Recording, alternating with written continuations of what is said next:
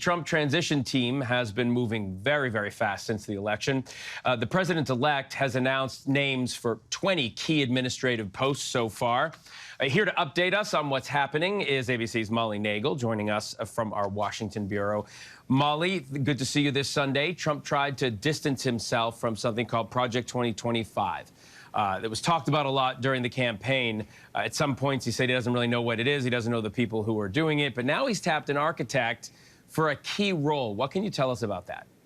Yeah, Russ Vought is somebody who is going to now fill Trump's Office of Budget and Management nomination. That's a job that he actually held during the first Trump administration. And that's a job that has a lot of insight or oversight of the president's agenda. He oversees the budget and helps to implement it across various agencies. So a significant role there. But Vought obviously has a very strong ties to this Project 2025 proposal, which would seek to drastically overhaul the federal government to expand the powers of the presidency and really cut down on some federal agencies, things like the Department of Education, for example. But he's not the only member of Trump's administration who has ties to this project. When you talk about Tom Homan, Trump's border czar, Brendan Carr, his pick for FCC chair, Stephen Miller, all of these folks have ties to this proposal that, as you mentioned, he really did try to create some distance between himself on the campaign trail from that proposal. So what we are seeing now is that Trump heading into office actually bringing in some people who have some pretty significant ties to this thing that he once called extreme.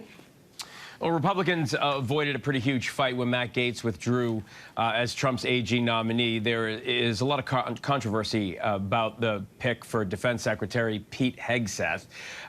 What can you tell us more about that?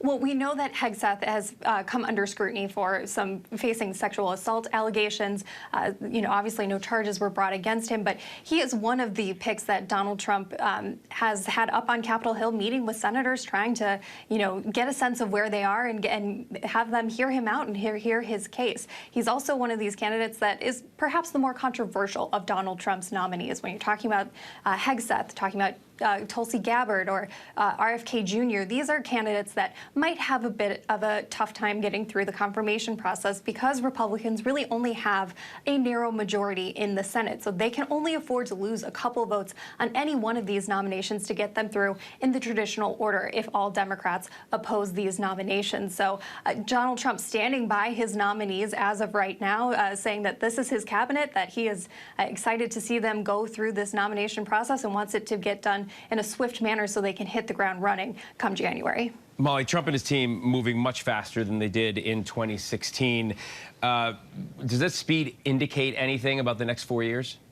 Well, it's pretty remarkable that we're not yet 3 weeks out from the election, and we're seeing Donald Trump essentially say, here it is, here's my cabinet, we're all finished. This is a very different speed than he used during his first administration, but I think the important thing to remember here is in 2016, Donald Trump had not held office before. He was coming into this very new, very green, maybe unsure of what they were going to face. This time around, it's very different. They have had 4 years in the White House, and they understand what they need to do and how this kind of plays out and how this process can go. So clearly learning from their experience 8 years ago doing this the first time around, moving much faster and looking to get people in place a lot quicker than they did the first time. All right. Molly Nagel from Washington. Molly, thanks so much.